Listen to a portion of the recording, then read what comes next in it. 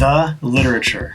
This is perhaps the most exciting moment in any young scholar's career when they begin to confront the availability of scholarship that's out there on the subject that they're interested in studying.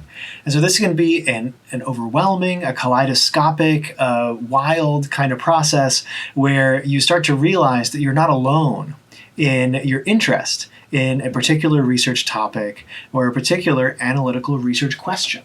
And this is a really big moment in our careers as scholars because I think that this can be a very confusing, a very bewildering time, but it's something that really shows us that we're part of a scholarly community and not operating independently as researchers working alone in a vacuum. So in the research process, the way that we generally conceive of that process, we think about choosing a research topic and then reviewing the scholarly literature and then devising an analytical research question. And you may have noticed that I've actually had you do this in the wrong order on purpose. Okay, and that is because, again, we have not yet had a chance to expose ourselves to this literature before. And so I think it's important to develop a hunch about the way the world works before we review that literature. I think it's going to make a lot more sense when we get into the literature and find out what other scholars have been studying in the past, because we're going to find that our hunches are sometimes answered by scholars in meaningful ways in the past. And that may require us to revise our assumptions a little bit. Or it may, we may discover that scholars have actually been thinking about our topic from a very different perspective, which might, again, require us to revise to some extent, or it may require us to think carefully about why scholars are thinking so differently than we are, and whether we're onto something very novel, or whether maybe our conceptions about the topic are just not well-founded, because these scholars obviously have been studying this stuff for their whole careers. So let's get directly into this literature review. Again, once we've chosen, at least in this course, a topic and a question, we've got to figure out what else has been written that pertains broadly to this topic and specifically to a research question. And so I often have students who ask me, Professor Anson, what do I do? I've looked at the literature, I've typed in basically my research question into Google Scholar or into some kind of database for finding sources, as we'll talk about in a moment, and I can't find anything. No one's ever written on my subject before in the world. And I will tell them, you are probably thinking about this from too narrow of a perspective. We are thinking about the literature that pertains broadly to our research topic. And so again, going all the way back to earlier modules where we're asking the question, what explains variation in blank? We are interested in the literature on just that blank, right? That thing that becomes our DV concept in the research question.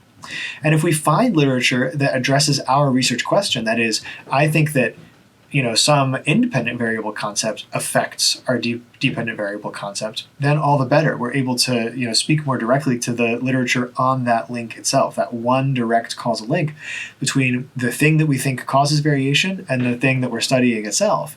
But we're also wanting to think about all of the answers to the question, what explains variation in topic, throughout the literature search. And we'll see many examples of this in just a moment. But I think you might, again, find that you're going to fall along this continuum of students who come to me with big problems in their literature review.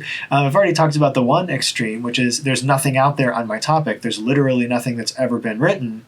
I think that that's usually not the case. There's usually something out there that's actually germane to any research topic that's even remotely reasonable in political science. There's a lot of political scientists out there who are doing work on these subjects, and I think if we were to do a decent amount of digging into our topic itself and not just the RQ relationship, we'll probably find some literature.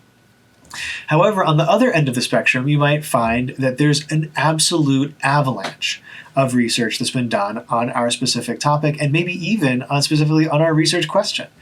So for example, a classic research question that you might have is, does variation in people's perceptions of the economy have an effect on whether they vote for incumbents? All right, so this is what's classically known as the economic voting relationship. And you might be surprised to know that thousands of papers have studied this connection, the relationship between economic perceptions and vote choice. And so, even in my own career, when I was studying topics for which there was a lot of existing research, I would feel really bummed out. I would say, oh man, I can't possibly do this research topic or this research question, because it's already been studied. People have already done it. These famous professional scholars have studied my topic. And so I have no ownership to it anymore. And nothing that I say is going to be interesting or valuable.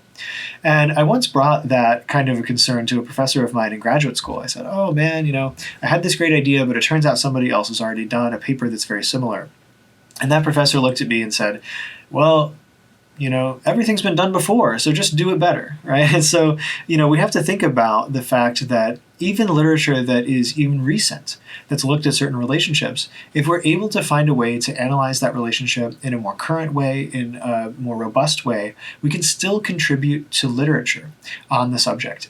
Science is not a contest in any reasonable sense, right? It's all of us collaborating in order to try to find, to get as close to the truth about any topic as we can.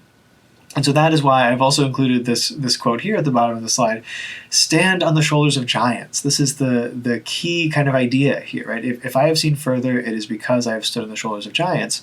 We're not competing with the literature. We're not trying to, determine whether or not the literature has ever spoken on a given topic.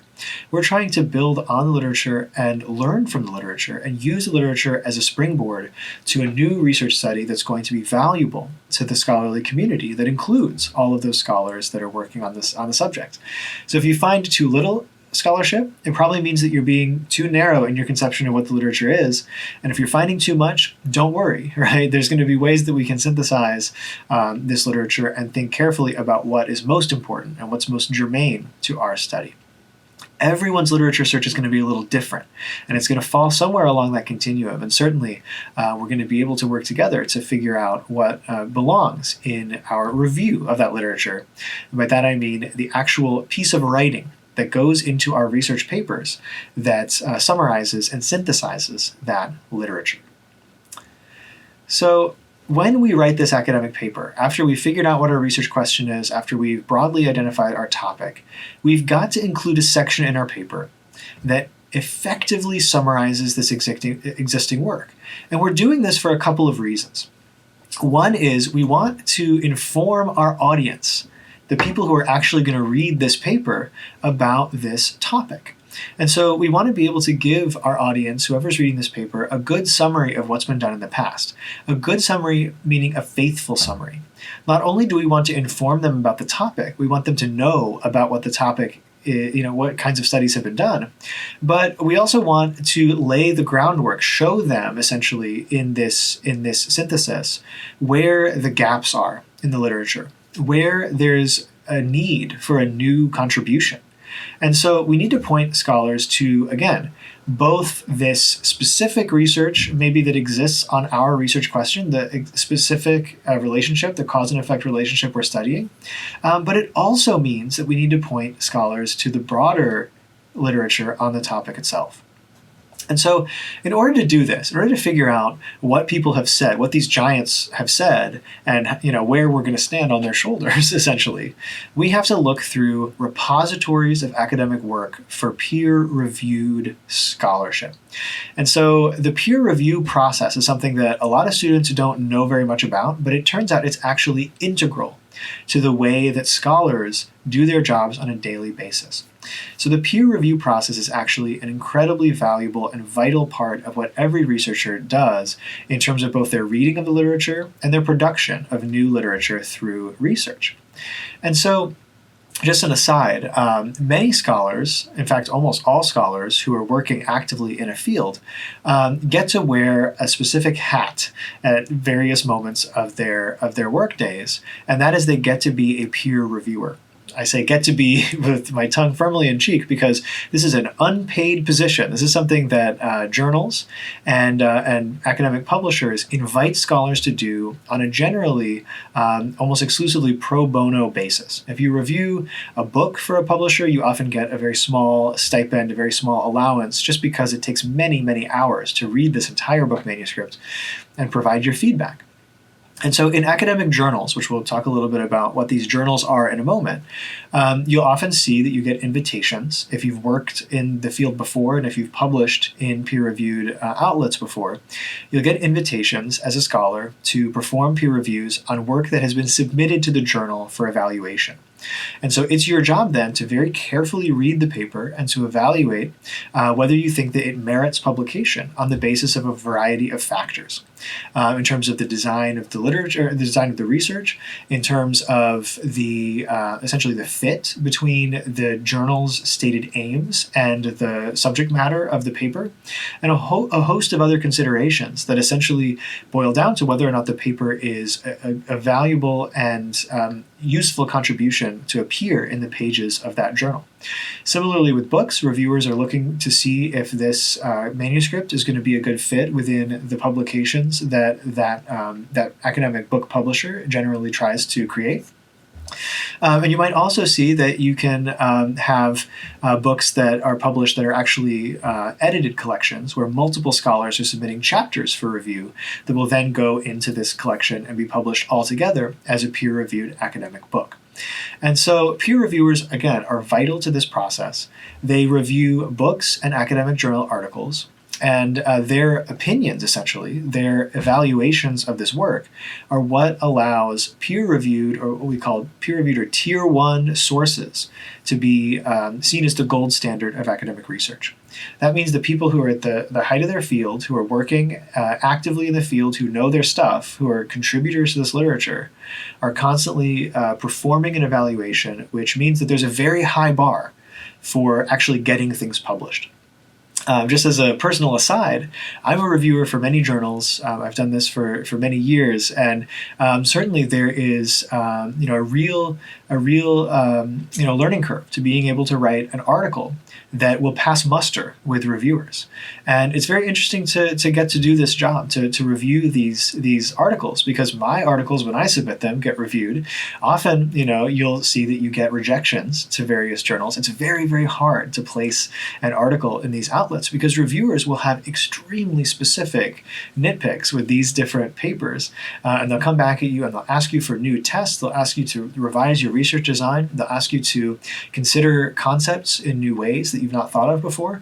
And generally, when I do this, when I'm reviewing articles for journals, I'm trying to be as helpful as possible to try to help these scholars who are my peers anonymously, right? I'm trying to anonymously provide them with feedback that, say this paper is not maybe going to pass muster with this journal, and I agree with maybe the other reviewers that it's not going to be publishable in its current state.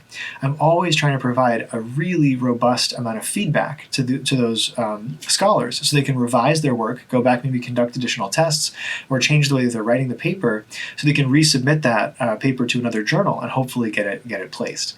Because as a scholar, writing, and by that I mean Tier 1 publications, this is our currency. This is the way essentially that we remain scholars, is to produce a wide array of academic books and journal articles that will then essentially mean that we're contributing to the scholarship, and we're able to retain our positions as researchers. So publish or perish is not just a catchphrase in academic life. It's actually essentially the unwritten rule that we all live by. We're constantly trying to publish more and more content to contribute to these fields, because otherwise we're not going to make it as researchers. So you might be looking at this and thinking this is a very competitive process, and to some extent it is, but we always have to think about the fact that we are creating content for the purposes of filling out a literature and answering questions that we need to know. And so Tier 1 literature is really the literature that has achieved that sort of gold standard mark of high quality, where, again, not all of these articles are going to be great or perfect, but they're going to have passed muster with a panel of their peers who have anonymously evaluated the manuscripts and have said this deserves publication. We can compare that with working papers or academic reports. These are pieces of scholarship which have not yet undergone peer review, or may never undergo peer review, but are nevertheless published perhaps by clearinghouses and other academic quasi-press institutions that are providing, again, this sort of Tier 2 non-peer-reviewed set of findings, facts, figures, and conceptual development. And you might also think about tier 3 academic sources, which are really just journalistic products, kind of secondary sources, things that have not been vetted at all, or maybe are not going to be vetted by scholars in the field, that are really, like, you can think about things like news articles that have been produced by think tanks or think tank reports. The Pew Research Center for the People in the Press is an example of this kind of tier 3 source. Journalistic style scholarship about a topic that has some nice bar graphs and pretty colors. Things from like 538.com. Things that are produced by journalists and not scholars working in the field, that are never going to go through this peer review process. And so you might use tier 3 sources and tier 2 sources to help inform the way that you think about your research topic and your research question. But hear me now. When we create an academic literature review, we should centrally and principally, and in this course exclusively, use peer-reviewed, that is tier 1 sources, as the source of our literature. So we're looking only for scholarship that has passed muster with the panel of peers, known as the peer review process, in order to find out what's been said about a subject. And so ideally, when I'm creating a paper for submission to a journal, I'm going to cite tier 1 sources because I'm aspiring that paper also become a tier 1 source. So we're talking to a community of scholars that are publishing in tier 1 outlets. Now, the other thing to really think about this is, even though we've got this very clear, bright line between non-tier 1 sources and tier 1 literature, that is, it's past the peer review process, it is possible that research is going to vary in quality, even if it's been published in a book or an academic journal. Certainly you might look at some published peer-reviewed sources and look at this and say, this is pretty flimsy evidence. I don't think that there's enough here for me to really stake my entire claim on this paper. I can look at a different paper that's been published in a different outlet, and it looks like they've brought to bear a lot more evidence to answer a research question. And so there's certain essentially ways that we can evaluate the quality of sources. For books, for example, monographs, books that have been published by an individual scholar or a couple of scholars on a specific topic, the publisher can actually be a very important signal of quality. And we'll look in just a moment at some of the rankings of where political scientists have identified what are the sort of top publishers in the field and what are some publishers where maybe much more niche content or maybe less high quality content is published. Another thing that we'll see in just a moment is the journal, right? The journal itself, right? There's many political science journals out there, and not all of them essentially are viewed with the same level of authority as others in the field by scholars. And so some journals are highly, highly, highly selective in terms of what they publish, and there are incredibly high hurdles to pass muster with editors and with peer reviewers of those journals. Other journals are a little bit more permissive, and it's possible to publish things with maybe less stringent standards of evidence in them that are nevertheless peer-reviewed. And so the impact factor is a way to evaluate whether scholars place a high degree of importance to certain journals and whether they maybe don't place as much of a high degree of importance to other journals. Impact factor is a metric that essentially tells you how often other scholars are citing the work that's in that journal.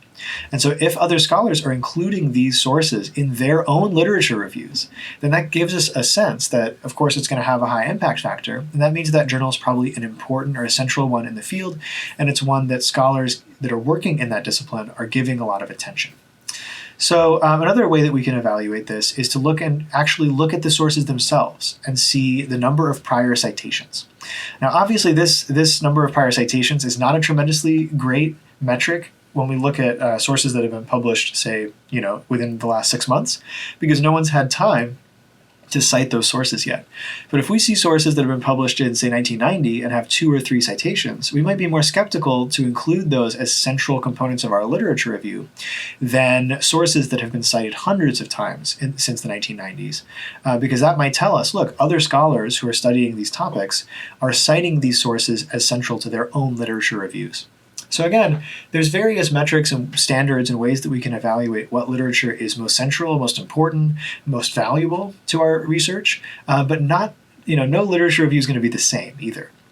You might come to a poorly cited paper that is very directly relevant to your research topic, and you might say, look, it's very important that I include this in my literature review, simply because the content also is so vitally relevant to my research question. So we can look at a variety of cues to help us determine which things belong in literature review and which pieces of scholarship maybe fall outside of the purview of our literature review. So the publisher and the sort of quality of the publisher, a journal and its impact factor, the number of prior citations of scholarship depending on whether or not it's very recent, and then also the sort of unwritten thing on this slide is, of course, whether or not this piece of the literature has much to say about our specific research topic. If it doesn't relate very much, then it's probably safe to say, even if it's very famous and has been cited thousands of times, it doesn't belong in our literature review. Now, if we've thought about the idea that we're searching for tier 1 sources, and we thought about the idea that we're also trying to get the literature that's most relevant to our research questions and our topics in this literature review, we want to think carefully about how we actually go about searching for this relevant literature. And so in just a moment, we're going to take a look at a couple of search functions that we can use to actually find literature. But of course, we want to think about the way that we phrase these searches. We're going to use some of these search engines. We're going to look through them to try to figure out what sources to use, what sources to pull. We can use exact phrase with inside quotations. We can use ands and ors, inexact sort of asterisks and things, Boolean search operators in order to help make our literature search a little bit easier. But yeah, let's go now to a couple of search databases that we'll be able to use to determine some literature. I'll use an example topic here, and we'll see what happens when we use some of these Boolean operators and what happens when we don't.